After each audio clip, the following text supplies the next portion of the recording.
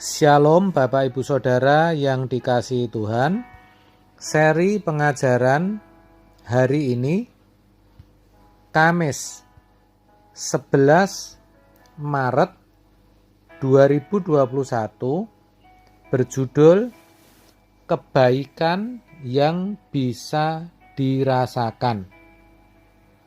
Saya sudah jelaskan bahwa yang Allah kehendaki bagi setiap orang Kristen tidak hanya sekedar menjadi baik.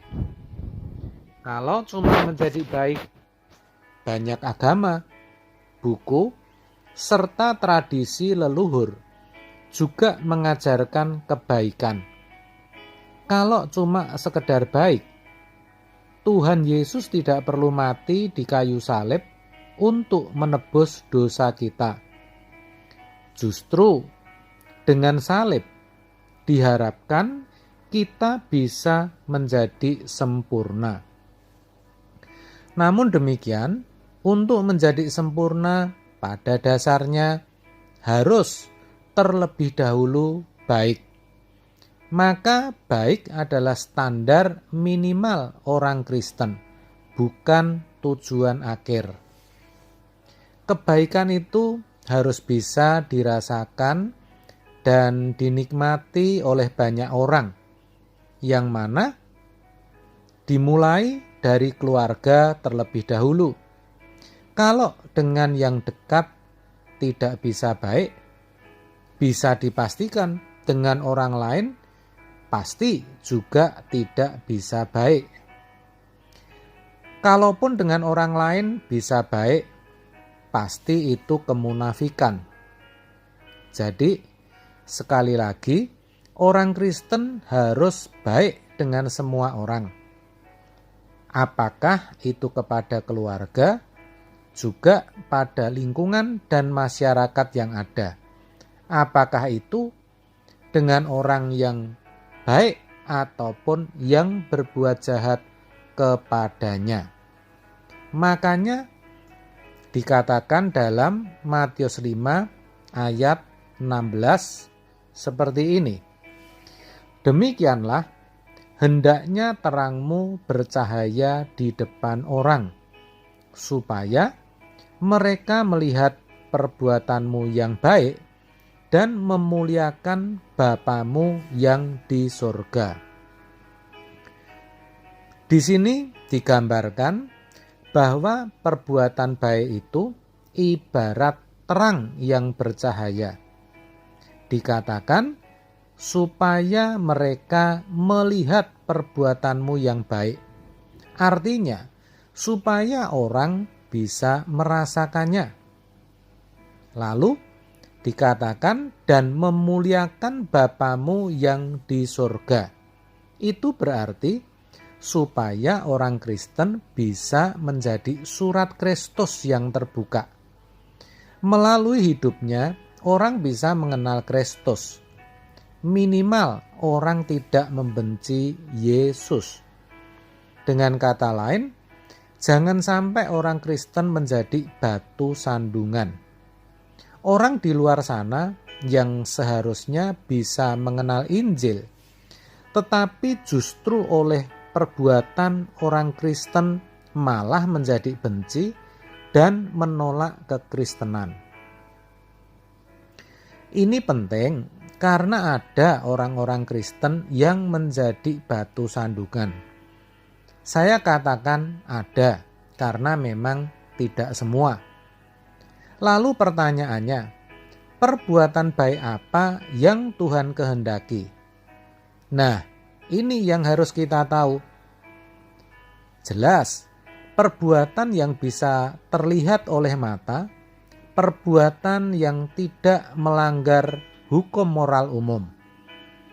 Jangan sampai mencuri, jangan membunuh, jangan berzina, jangan berbohong, dan hormatilah orang tua. Ini juga berarti menghormati orang yang lebih senior. Di area ini, orang Kristen harus lulus terlebih dahulu. Ingat, kalau sudah menerima Yesus sebagai Tuhan dan juru selamat sudah dibaptis. Itu artinya manusia lama, semua perbuatan yang tidak baik sudah harus dimatikan. Harus dikuburkan bersama dengan kematian Kristus. Dan harus memulai hidup yang baru. Hidup bersama Tuhan Yesus. Jadi, kalau sampai ada orang Kristen yang masih jahat, pasti tidak menyadari akan hal ini. Dan faktanya memang ada. Bahkan perbuatannya lebih jelek dari orang dunia. Parahnya, tidak menyadarinya. Orang Kristen seperti ini pasti akan dibuang ke dalam kegelapan abadi. Saya jadi ingat ada orang yang marah-marah luar biasa dengan kata-kata kotor yang mengutuk dan penuh dengan hujatan persis sebelum berangkat ke gereja. Loh, kok bisa-bisanya begitu? Sedih saudara kalau ingat yang begini ini. Oleh sebab itu, melalui kebenaran ini kita diingatkan, jangan sampai jahat. Sebagai suami, jangan kasar terhadap istri, apalagi main pukul. Sebagai istri, jangan cari menangnya sendiri dan maunya selalu dituruti. Sebagai anak, jangan sampai berani dengan orang tua, apalagi memarahi orang tua. Meskipun orang tua kita salah, itu pantangan. Ingat itu bagi saudara yang masih punya orang tua, apalagi yang orang tuanya sudah tidak berdaya dan butuh perawatan karena tua atau sakit. Jangan sampai saudara, jangan sampai memperlakukan mereka dengan semena-mena. Sebagai karyawan, kita harus jujur. Jangan sampai tidak bisa kerjasama dengan teman-temannya. Sebagai bos atau majikan atau atasan, jangan asal bicara sampai melukai karyawan, menahan gaji atau tidak memberikan hak-hak karyawan. Dalam pergaulan, kata-kata yang keluar dari mulut kita jangan sampai melemahkan. Sebaliknya bisa memberikan semangat sehingga yang sedang lemah atau memiliki beban berat bisa bangkit. Yang susah bisa dihiburkan. Jangan sampai kita melukai atau berkhianat. Jangan suka memfitnah atau membicarakan kejelekan-kejelekan orang lain. Kalau tidak ada kebaikan, orang tidak usah kita mengatakan kejelekannya. Jangan suka mencari musuh. Mungkin saudara berkata, ya nggak ada pak orang yang cari musuh. Tapi kenyataannya sering tanpa sadar jadi troublemaker atau pembuat masalah. Nah, orang seperti ini jahat saudara.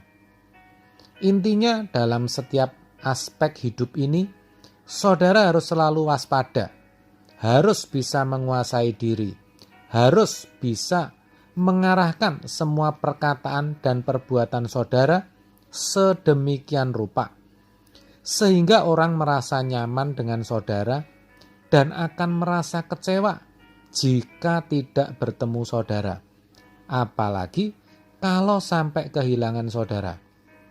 Jadi, dimanapun dan kapanpun kita berada, kita harus jadi terang. Seperti pesan Tuhan Yesus sendiri yang tertulis dalam Matius 5 ayat 14. Kamu adalah terang dunia. Kiranya kebenaran ini boleh mencerahkan kita semua. Amin. Tuhan Yesus memberkati.